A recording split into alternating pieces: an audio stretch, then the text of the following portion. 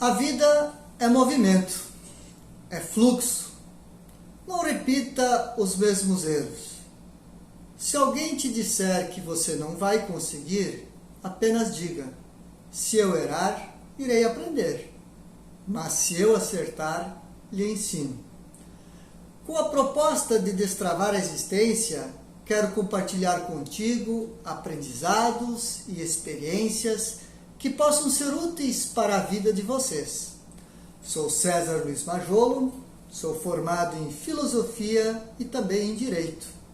Mas aqui quero me propor a ajudar as pessoas a entender que ensinar é a melhor maneira para se aprender. Assim, vamos tratar de um assunto que infelizmente está fora dos conteúdos curriculares, fora das habilidades e competências que são ensinadas na escola. E também entendo que está fora do que é tratado na maioria das famílias brasileiras, que é a educação para a vida, a educação para a existência, como aqui quero tratar. Temos um receio em falar em educação financeira, em economia familiar, em como agir para prosperar. Nesse projeto, quero compartilhar aprendizados sobre como construir uma vida de prosperidade. E a primeira coisa que cada um deve ter clareza é que prosperidade não vem desacompanhada da sabedoria, não vem sem trabalho, não se alcança do dia para a noite. Exige muito estudo, muita dedicação, muito trabalho e, acima de tudo, disciplina. Digo mais, que nada disso se constrói sem uma base sólida, e é sobre essa base que devemos edificar a nossa existência, sobre a espiritualidade, sobre a família e sobre o trabalho. É sobre esses três pilares que nós devemos dedicar à construção da nossa existência. O ponto pelo qual começo é em dizer que todos somos capazes, que podemos realizar qualquer coisa, que somos a pessoa mais importante do mundo. Acredito que isso já tenha sido destacado inúmeras vezes na vida de cada um. Mas mesmo assim, não raras vezes desacreditamos de nós mesmos, a ponto de não vislumbrar nosso potencial, a nossa capacidade para transformar as nossas vidas. Quando falo na espiritualidade, que é o primeiro pilar na construção da nossa existência, precisamos entender que é nela que iremos encontrar, se não todas, mas as sementes das respostas mais importantes que precisamos para construir a nossa vida. É no primeiro livro da Bíblia que se apresenta nossa origem e a posição que a nossa origem tem na construção do mundo, na construção da humanidade, do universo. Para demonstrar isso, destaco os versículos 26 e 27 do primeiro livro da Bíblia, o livro do Gênesis. Qual seja? Então Deus disse: façamos o homem à nossa imagem e semelhança, que ele domine os peixes do mar, as aves do céu, os animais domésticos, todas as feras e todos os répteis que rastejam sobre a terra. E Deus criou o homem à sua imagem, a imagem de Deus ele o criou, e os criou homem e mulher.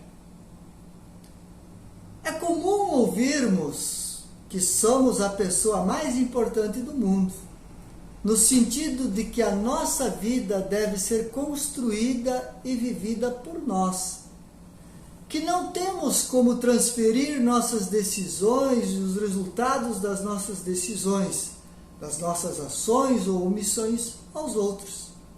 Nesta passagem bíblica, no versículo 26 e 27 do livro do Gênesis, do capítulo 1, nos deparamos com a representação e a importância do homem e da mulher para Deus. Percebemos que a obra divina tem seu ápice com a criação e somos feitos à imagem e semelhança de Deus. Possuímos, portanto, o dom da criatividade, da palavra e da liberdade. Sim, da liberdade, pois Deus nos determinou para que nós dominemos sobre o mundo e sobre as coisas do mundo. Sendo livres, somos senhores do nosso destino. Somos autores, temos o livre-arbítrio, temos o rumo que queremos para a nossa vida. Somos imagens e semelhança de Deus. Portanto, somos livres, temos o dom da criatividade e, com base nisso, devemos refletir se queremos viver uma vida ordinária ou uma vida extraordinária. Conscientes de que somos imagem e semelhança de Deus, qual o medo, vergonha, insegurança que deva nos travar, ou que nos impeça de construir nossos sonhos? Aliás, nessa condição, também temos em nós a capacidade criativa, e com ela podemos construir e viver uma vida extraordinária. Mas para isso, não podemos fazer e nem agir de modo ordinário. Mas qual a diferença entre viver o ordinário e viver o extraordinário?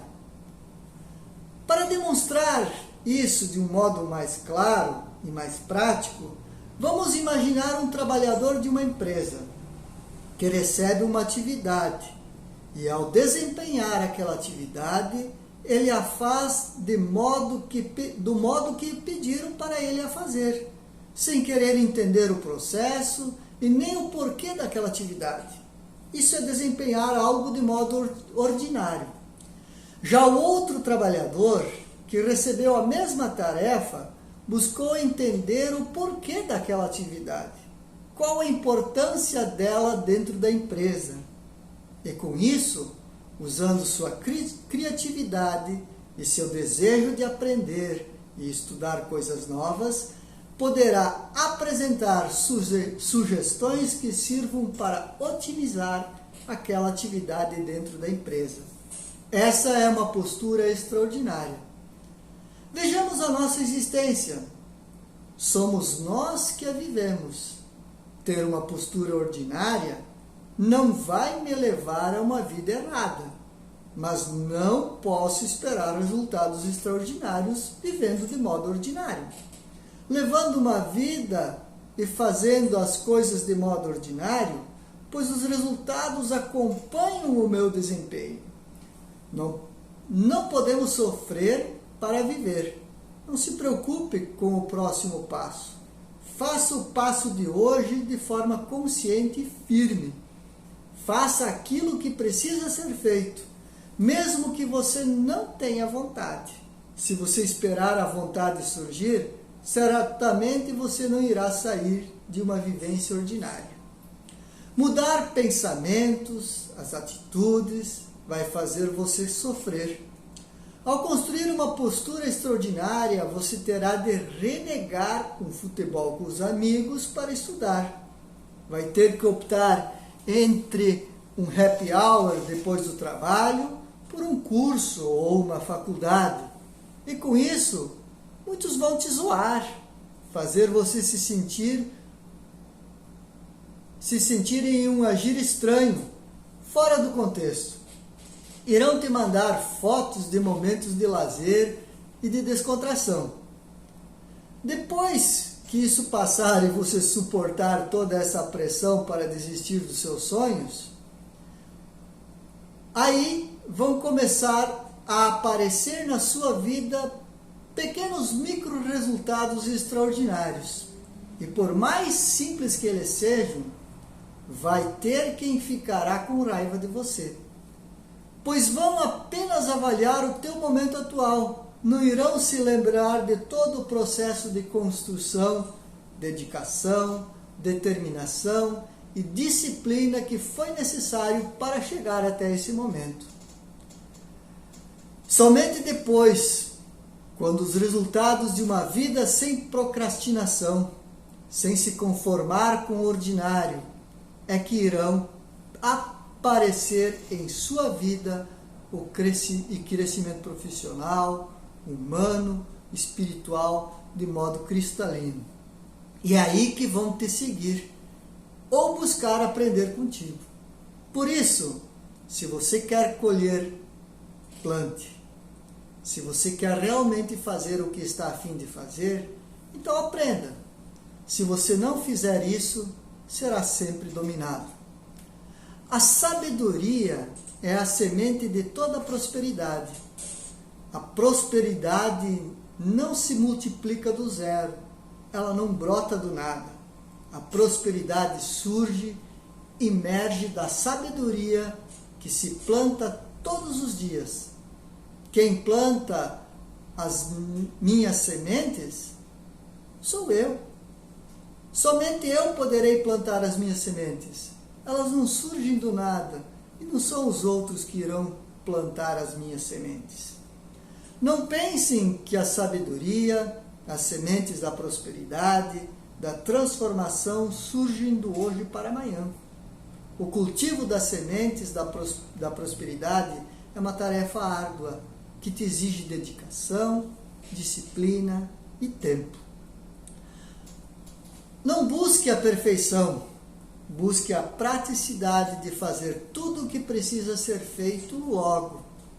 Cometa erros novos, pois assim você estará construindo novas alternativas, assertivas, pois se você cometer erros repetidos, é um sinal de que você não está aprendendo, não está evoluindo. Inscreva-se no canal, ative o sininho, pois estarei disponibilizando conteúdos que irão lhe possibilitar uma vida de prosperidade plena e construir uma aposentadoria ainda jovem, sem os entraves do INSS. E muito mais gratificante e recompensadora, pois você será o seu gestor. Estudar sempre. Obrigado e até o próximo vídeo.